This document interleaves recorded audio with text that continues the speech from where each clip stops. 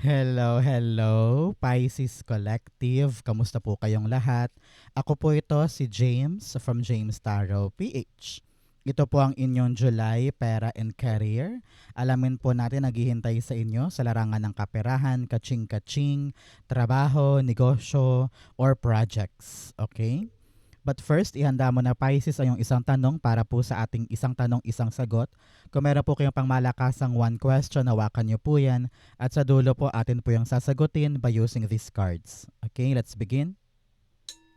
Holy Spirit, Spirit Guides, guide us for today. Inhale and exhale. Your cards for the month. Ooh, interesting. Siya nga pala mga mahal kong Pisces, maraming salamat po sa lahat ng mga hindi nag-i-skip ng ads, nagla-like, nag-share, nagko-comment. Naku, malaking tulong po sa akin yan every time po na meron tayong libreng reading para po sa inyo. Sa mga new subscribers po natin, hello po, welcome po sa ating channel. Naway, nag-enjoy po kayo sa ating mga readings. And please tulungan niyo po ako. Do not skip your ads. Salamat po. So, in the background of your reading, meron kang the Four of Pentacles. Nako, sabi dito ng yung Spirit Guide Pisces, kung talagang nais mong maging stable ang kaperahan mo, maging stable ang negosyo mo, maging stable ang career mo, kailangan mo talagang buksan ng yung sarili sa mga bagong bagay. Okay? Kitang-kita ko dito na you are overprotecting yourself. Okay? Imbes na gawin mo to, imbes na itulay mo yon, imbes na simulan mo to, napupornada ka dahil masyado mong iniingatan ng iyong sarili. Na parang ayoko magkamali, ayokong talagang malugi, ayokong sumubok, baka matalo lang ako, baka mapornada, baka mag-fail. So marami kang iniingatan to the point na hindi ka na gumagalaw. No? So now is the right time for you to open yourself to the possibility. Subukan mo lang para makita mo kung ano yung swak sa'yo. Kung ano yung nakatadhana para sa'yo. Para makita mo kung ano pa yung mga bagong pagkakataon, bagong biyaya at bagong grasya na pwede kong makuha. Okay? Especially here in your core energy. Marami kang pinoproblema ngayon. Pera, direksyon ng career, pambayad sa bahay, pambayad sa utang, pangtubos ng mga sinangla, o pampaaral sa mga anak, or pambayad ng kuryente. Naku, grabe na talaga ang Meralco. Grabe ang kanilang pagtaas ngayon, di ba? So marami kang iniisip pagtungkol sa pera. Pero sabi dito, paano daw yan malulusaw? Paano daw yan mawawala kung takot ka namang gumalaw or takot kang maghanap ng chances at sumubok na mga bagong bagay? Hindi naman drastically malulusaw ang mga problema natin, di ba? Kailangan natin gumalaw, kailangan nating umaksyon, kailangan nating hanapin. Yun talaga magbibigay sa atin ng stability, freedom, and financial dependency, di ba? Sabi dito, minsan pinapangunahan ka lang ng takot na parang ay ayoko, baka mahirapan lang ako, ay ayoko, baka mapahiya lang ako. Inuuna mo yung nega bago subukan. Nako, napapagod ka sa kakaisip ng ikakalugi mo o ikakasama mo bago ka man mag-isip ng mga positibo. Nako, hindi ganyan ang mindset ng mga negosyante or talagang mga taong yumayaman, di ba? Those people are risk taker. Sigurista sila, yes. Sinisiguro nilang tama yung aksyon nila, pero palaban sila. Hindi sila yung uri ng taong makukontento na lamang na umiyak or magpakalunod sa dami ng iniisip na pangit. 'Di ba? So rise up, ibangon ang sarili mo at huwag kang masyadong magkatastrophize. Okay? Just do your best. Kayang-kaya mo yan. Saka mo na isipin yung nega or problema kapag talagang dumating. Pero ngayon wala ka namang kakapitan na mapanghahawakan na yan bang kinakatakot mo talagang mangyayari or hindi? Di ba wala ka namang assurance? So, why are you hindering yourself with what you fear kung hindi ka naman sure na mangyayari talaga yung fear na yan? Okay? Nine of Swords, Meron kang Empress card. Panahon to for you para talagang i-create na yan, buuin na, trabahuhin na. Kasi kayang-kaya mo naman daw. You have the ability to take things creatively or mabuo siya abundantly para sa'yo. Ang humaharang ikaw, no? Marami kang komplikasyon na iniisip. Marami kang bagay na hinahalo sa mga bagay na dapat mo nang i-create kasi kaya mo naman eh. So, sabi dito, mahalin mo sarili mo. If you love yourself, you can create things. You can build things. You can make things successful. Kaya mahalin mo yung bago mong ginagawa para malusaw to, para mawala tong mga alalahanin na ito. And sabi dito, sabihin mo sa iyong sarili, kaya ko, magagawa ko, malalagpasan ko, mabubuo ko. If you have those things in your mindset, nako, malulusaw to. Okay? So, mga mahal kong Pisces, ano ba yung mga pera and career wish mo na balak mong matupad this month? I-comment mo na yan, dali. Nako, marami na nagsabi sa akin na nung nag-comment sila, natupad sa kanila. So, ikaw din, mag-comment ka na para matupad din para sa'yo. Okay? In the area of what you need to focus on, itong bagong biyaya na ito, Ace of Pentacles, may inaabot sa'yo.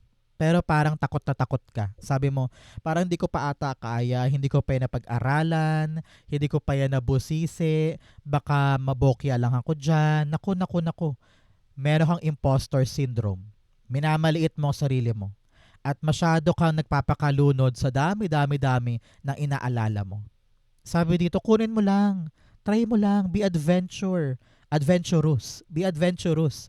At sabihin mong, sige, sasaluhin ko po yan, Lord. Sasaluhin ko po yung biyayang ito. Dahil itong biyayang ito ang susi para makapasok ka na sa bigger goals mo. Halimbawa, itong dumarating sa iyong biyaya ay isang trabaho online. Halimbawa, inaalok ka ng online teaching or VA. Pero sabi mo parang ang hirap ata. Hindi ako magaling sa computer, hindi ako magaling mag-English, baka mahirapan lang ako. Pero sabi mo, ay, baka ito na yung susi ko para makaipon ako para mabili ko yung gusto kong kotse, or babayaran ko na yung utang, or mapag-aral ko sa college yung mga anak ko. Itong opportunity na ito ay susi mo for bigger things. Kaya huwag iitsapwera, huwag itapon, huwag sayangin, yakapin mo to, buksan mo ang sarili mo para sa kanya para magkaroon ng magandang pagbabago sa'yo. Okay? Take this chance. Ace of Pentacles, the Hierophant. Hierophant is all about higher knowing, higher wisdom. No? Kailangan palawakin mong isip mo at maintindihan mo na, uy, ang ganda-ganda ng opportunity na yan. Sasayangin ko ba? Papalagpasin ko ba? Hahayaan ko ba mapunta yan sa iba? No? So, kailangan palawakin mo ang wisdom mo ngayon na kung may lumalapit sa akin na palay, ako ba bilang manok ay hindi ko tutukain yung mga palay na yon o yung mga feeds na yon? Di ba ang manok sunggab agad? Kailangan ganun ka din. Kapag dumating yung pagkakataon, kailangan intindihin mo na baka chance ko na to. Okay? Pinapayuhan ka dito na maghanap ka ng mentor kung nahihirapan ka sa opportunity na ito o sa pera na ito o sa trabahong ito na parang feeling mo hindi pa ako magaling o hindi pa ako equipped dito. E di maghanap ka ng tutulong sa'yo. Maaring mentor, teacher, a supervisor, magulang mo, pamangkin mo, tito mo na talagang maalam dito. Humingi ka ng tulong para magabayan ka nang sa ganon lumakas ang loob mo na akuin to at yakapin to. Okay? Maganda yan for you. So, mga Pisces, kwentuhan time muna tayo. Ano ba yung mga childhood dream mo? Na nung bata ka, pangarap mo yung job na yon, pero ibang-iba siya ngayong malaki ka na. Nakuha mo ba siya or ibang-iba tong trabaho mo? Comment down below. Okay? In the area of what you need, meron kang the Devil card. Si Devil card, sinasabi dito na kailangan mo nang kumawala sa kadena ng kanigahan na ito. Halimbawa, Balak mong pumunta ng Canada pero pinipigilan ka ng nanay mo. Kaya sabi niya, uy, wag na Pisces kasi hindi mo kaya doon. Hindi mo maabot yun. Mahirap ang buhay doon. Dito ka na lang. Kung sino man tong taong ito na pumipigil sa'yo na gawin yung gusto mo, you have something so passionate about na kaya mong i-create, kaya mong i-build, kaya mong ipanalo, pero may humaharang, may pumipigil. Either ikaw to, pinipigilan mo ang sarili mo sa mga kanigahan mo, or may mga tao sa paligid mo ang sobrang toxic at ayaw kang lumago. Panahon to para lumaya ka dyan. I-release mo yan, pakawalan mo yan dahil sila yung harang, um, sila yung parang tawag ito, kalawang yan. Sila yung kalawang sa pangarap mo. So make sure na pinipili mo yung mga taong sasamahan mo, yung talagang sumusuporta sa'yo, yung talagang nandyan for your betterment, hindi ka papabayaan, hindi ka iiwanan, yung talagang they want you to grow, no? So palayain mo ang sarili mo sa kadena na yan. Okay? Devil card, the Six of Swords. Yes. Kailangan mo nang umabante, kailangan mo nang lumarga, kailangan mo nang mag-move on. Kasi nga, kinukulong ka nito. Ang dami mo nang nasayang na oras. Ang dami mo nang nasayang na pagkakataon dahil nagpatali ka dyan. You have 6 here. Huwag mong katakutan. That is angel number of reflection. Magbalik tanaw ka sa nakaraan para makita mo ano ba yung humaharang sa akin. Ano ba yung pumipigil sa akin? Ako ba or ibang tao? Kapag na-figure out mo yan, doon liliwanag yung isip mo na parang, mali ito. Ito pala yung dahilan. Ito na yung dapat kong bitawan. Mag-reflect ka sa past para makita mo kung ako ba'y kinakadena nino at ako ba'y pinipigilan nino. Ako ba ang sariling kontrabida ng buhay ko? No? So, kailangan mo i-figure out yan para makaabante ka na. Okay? In the area of what's affecting your current energy, meron kang the High Priestess. Maraming mga bagay na sikreto sa'yo or hindi mo alam. Mga bagay na malabo na walang kasagutan, walang kasiguraduhan, walang kaliwanagan. Kaya ka nag-aalala. Kaya ka nag-overthink. Kaya ka nag-overanalyze because you don't know kung ito bang tatrabahuhin ko gagana. Kung ito bang pupuntahan ko successful. Ito bang sisimulan ko ay may magandang idudulot sa akin. Because siguro nga, maraming pressure sa paligid, maraming mga umaasa sa'yo na magawa mo yung tama, magawa mo yung perfect. Sobrang taas ng standard na kailangan mong habulin, di ba? Pero sabi dito, pagkatiwalaan mong yung sarili, Pisces. Okay? You have the enormous talent. You have the enormous potential. Pero kinukulong mo ang sarili mo sa mga kanigahan. So, ngayon, rise up. Rise up. Subukan mo lang. Try mo lang. And trust your ability. Kahit hindi mo alam, kahit di ka sigurado, if you know in your heart na ito na yung time for me na yakapin to. Ito na yung time for me na simulan to. Pakinggan mo yon. Okay? The High Priestess, the Fool card. Yes. Your ability to charge, to begin, to take a risk, malakas. No? Kaya sumugal ka na ngayon, sumubok ka na ngayon. Huwag ka nang magdalawang isip pa, parang ganon. Marami mang misteryo sa buhay, marami ka mang tanong na anong gagawin ko pag nandoon na ako? Anong kakahinatnan ko doon? Anong dadatnan ko doon? Syempre malabo pa yun ngayon, di ba? Hindi pa sigurado. Pero kailangan mo kasing patunayan kay universe na handa kang sumugal, handa kang magpakatapang ngayon para puntahan yung mga bago na maaaring magpaangat sa'yo. So believe in yourself, trust yourself, kayang-kaya mo to. At yung mga iniisip mong kanigahan, nako, ilusaw mo na yan at ilipat mo na lang yung attention mo sa pagbuo, sa pag-create, sa abundant energy mo. Okay? Importante yan ngayon para sa'yo.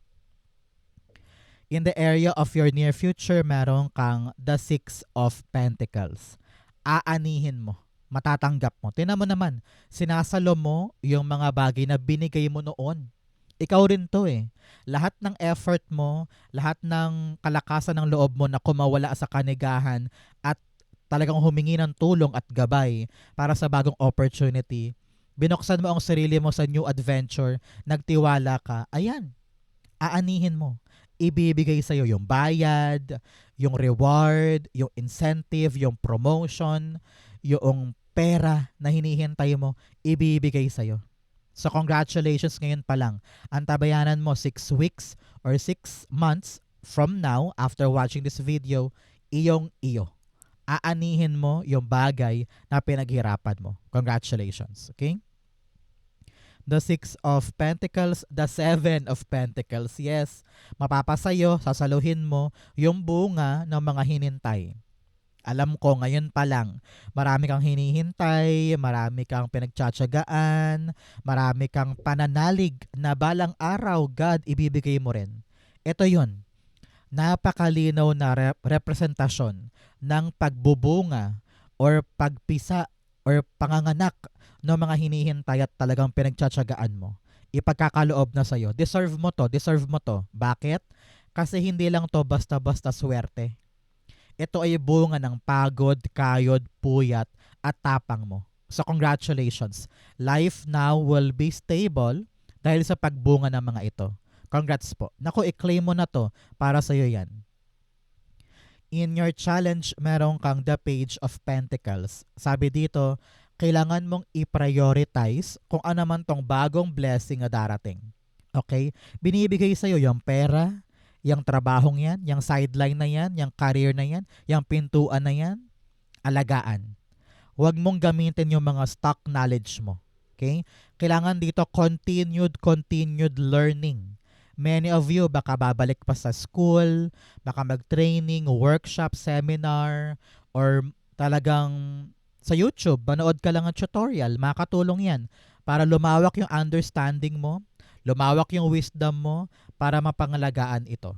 Okay, kaya ngayon pa lang Pisces, kung ano yung hawak-hawak mo na yan na importanteng biyaya, alagaan, ingatan, pag-aralan, para talagang mapigam mo siya at makuha mo yung katas niya in your success. Okay? Hindi pwede ngayon yung marami kang distraction. Tingin sa kanan, tingin sa kaliwa, tapos sobrang maningning, naakit ka doon, baka makalimutan mo ito. So avoid distraction, avoid temptation. The Page of Pentacles, the 6 of Pentacles. Panahon to give now. Dahil balang araw aanihin mo, di ba? Sabi ko sa'yo, ibibigay sa'yo. Pero ngayon, ang challenge mo, mag-effort. Ibigay mo yung kailangan. Pag kailangan ng 3 papeles, 3 2x2 picture, pag kailangan mo mag-training muna, pag kailangan mo muna mag-invest muna, pag kailangan mo munang magpuyat ngayon, you need to give more than what you can take para to make sure na lumago ito at maging successful para sa'yo. Walang puwang ngayon yung mga takot-takot na yan. Panahon to para bumira ka, para magbigay ka ng lakas ngayon, para mangyari siya para sa'yo. Okay? Importante yan. In your fortune, meron kang protected by angels. Wow! You are cherished by the angels. Naku, yung iyong mga angel guide ngayon, talagang double time sila para tutukan ka, alagaan ka, ingatan ka. So, mamaya after watching this video, magtirik ka ng kandila or magdasal ka para pasalamatan ng yung angel guide. Okay? You are being protected by them. Congratulations po. Super blessed ka. Okay? In your fortune, meron kang the Queen of Swords. Nako, ngayong buwan na ito, liliwanag na sa isip mo, sure na kung ano yung direksyon na pupuntahan mo. Kayang-kaya mo nang kontrolin itong mga takot, itong mga catastrophizing na ito. At sabi mo, sige, bubuksan ko na ang sarili ko, i-open ko na ang sarili ko para sa mga bagong potensyal. Ito yon, Ace of Pentacles and the Page of Pentacles. Sabi mo, sige na nga, aaralin ko na yan. Sige na nga, pupuntahan ko na. Sige na nga, sisimulan ko na. Matapang ka na ngayon to stand up, to make a choice, at kapitan, with conviction, with commitment, yung bagong bagay. Sinasara mo na yung buhay mo sa past. Sabi mo, ayoko na ng paligoy-ligoy, ayoko na ng paiba-iba. Gusto ko ng kumilos ngayon na seryoso para sa future ko. Which is good for you. Congratulations. The Queen of Swords, the Page of Cups. Yes, ngayon, sabi dito, meron kang malaking sorpresa.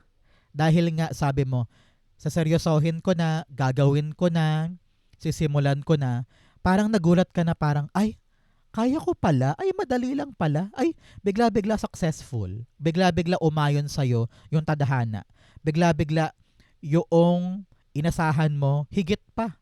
higit pa yung ibibigay sa'yo. So, wag ka nang matakot. Merong malaking surprise na darating sa'yo this month na talaga magpapalinaw, magpapasiguro na okay ang future. Hahawakan ko na, yayakapin ko na. Congratulations. Okay? Napakaganda nito para sa'yo.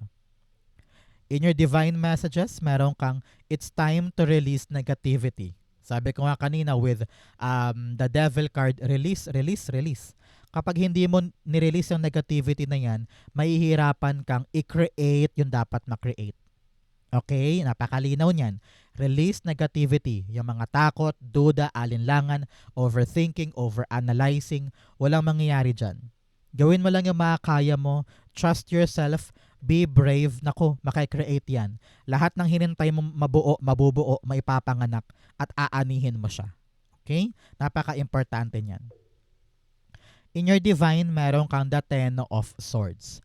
Kapag nadadapa, kapag pumaplakda, kapag nabokya ka, hindi pwedeng mananatili ka lang dyan, natatambay ka lang dyan. Hindi pwede. Always stand up and tell yourself, hanggat buhay ako, may chance ako for better things. Ayan, may chance ka pa para sa bago, kaya bumangon ka dyan. Ibalik mo yung pag-asa sa puso mo. Ibalik mo yung tiwala mo sa iyong sarili dahil may bago pa. Panahon to para ma-excite ka for bigger, newer things. End card. Nako, sabi dito ng yung spirit guides talaga namang may pagbabago. Kung may ending, may bagong simula. Panahon to para mag-transform ang life. Kung nakontento ka na lamang na, ay hanggang dito na lang ako, okay na ako, talo na ako. Hindi eh. May bagong darating na magpapabago ng takbo ng buhay mo. So, huwag kang panghihinaan. Meron pang new opportunity. Meron ka pang chance para makabangon sa life, 'di ba?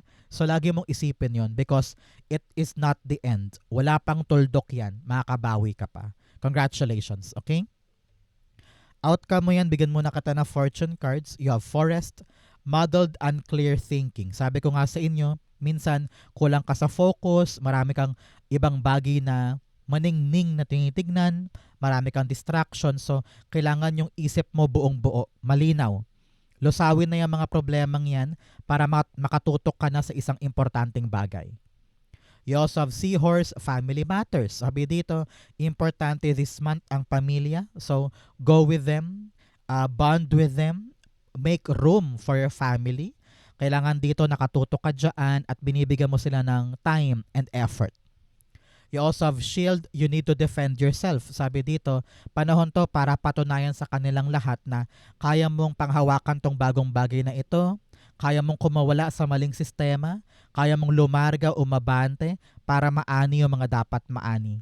So ngayon, laksan mo ang loob mo para patunayan sa kanilang lahat na kaya mo. Okay? You also have Teardrops, great personal sorrow. Marami kang kasawi ang palad in the past, mga pagkadurog, pero dapat hindi yan mag-define sa iyong sarili. Panahon to para mag-rise up ka and show them all na kaya ko pa. May magagawa pa ako. Okay? Ang outcome ni Pisces for July pera and career, the King of Cups. Nako, sabi dito, ang kakampi mo ay kalmadong aspeto. Huwag kang papapressure. Huwag kang magigive in sa halo-halong emosyon mo. Just relax. Relax ka lang. No? At timbangin mo yung life mo. Dapat alam mo yung mas importante sa hindi. Doon ka mag-effort. Huwag ka nang masyadong mag-effort sa mga nega. Yung palagi ka nanonood na mga nega online, mga toxicity online, tapos dinadala mo yung mga topics na yon buong maghapon. No? Palayain mo sarili mo sa mga maling outlets. Piliin mo ngayon kung ano yung dapat kong pagkaabalahan. At yung iba, let go. Para nang sa ganun, payapa ang buhay ko, relax ako, okay ako. Okay? Importante yan. Narinig ko rin dito kung meron ka mang lalaking figure sa buhay mo, maaring tatay, asawa, partner, or someone talagang successful na alam mong malapit sa puso mo, na kapag kinausap mo siya, maliliwanagan ka sa mga dapat mong i-action. Okay? King of Cups, the Two of Swords. Yes, about your decision ito. Meron kang isang tao sa buhay mo talaga namang masarap kausap, hindi ka i-judge. Kapag nag-open up ka sa kanya, naliliwanagan ka, gumagaan damdamin mo, Nare-realize mo yung tamang action, di ba? So talk to this person. Talagang magkaroon kayong heart-to-heart talk para makapag-decide ka na sa mga dapat mong gawin. Okay? Congratulations. Siya yung taong magpapaliwanag sa iyo na alam mo, Pisces, ito option mo, ito yung pwede mong gawin. Tapos parang ikaw naman, oo nga no, tama ka. So, there will be enlightenment on your next move dahil sa heart-to-heart talk na yan. Okay? Congratulations. So, Pisces, dako na tayo sa yung isang tanong, isang sagot. Pumikit ka na dyan. Isipin mo na yung one question mo. Inhale and exhale the answer to your question. Ten of Swords, the Magician card, and then the Two of Pentacles. Okay, at the bottom, meron kang the Tower card. Sabi dito, Pisces, panahon na para sa pagbabago. Panahon na para tumayo ka dyan, bumangon ka dyan, at i-end mo na yung suffering mo. Okay? Meron ka pang magagawa. Meron ka pang bagong bagay na pwede mong yakapin, asikasuhin, buting-tingin, lakarin. At wag mong questionin ang sarili mo na baka hindi ko kaya, baka hindi ko magawa, baka hindi ko ma-accomplish. No. You have the Magician here, the manifestation card. Any impossible, kaya mong gawing posible. Kaya, learn to dance in your life. Hindi pwedeng, ay talo na ako, ayoko na, suko na. No. Accept the change. Kaya sabi ni God, hininto ko yung bagay na yan dahil panahon na para magbago ang life mo. So yakapin mo yung pagbabago para maging balanse ang life. Panahon to for you to make a choice. Hindi pwede nakahalokip-kip ka lang dyan at ayaw mong harapin yung pagbabago dahil ayaw mong kumilos o gumalaw. No? So ngayon, bangon na, may bagong pag-asa. And trust your ability. Trust yourself. Make a choice. Yakapin yan at huwag nang lilingon pa sa past. Nagsimula nang magbago ang life mo. So, isugsog mo na yan, idiretso mo na yan. Make a concrete choice. And panatilihin mong balanse lahat ng bagay para hindi ka malingat, hindi ka ma-distract at totally magawa mo tong dapat mong gawin. Okay? You have the talent to create things. Huwag mong sayangin. If you're waiting for a yes or no, the answer is yes. Yes, things are changing. Yes, magagawa mo. Yes, makakabangon ka na. Yes, babalanse na yung life mo. So make a concrete choice now. Okay? So Pisces, yan po yung isang tanong, isang sagot ninyo. Ganon din po ang yung July pera and career. Saan po kayo nakaresonate? Comment below, babasahin ko po yan. Thank you Holy Spirit, Spirit guys for the clarity for today.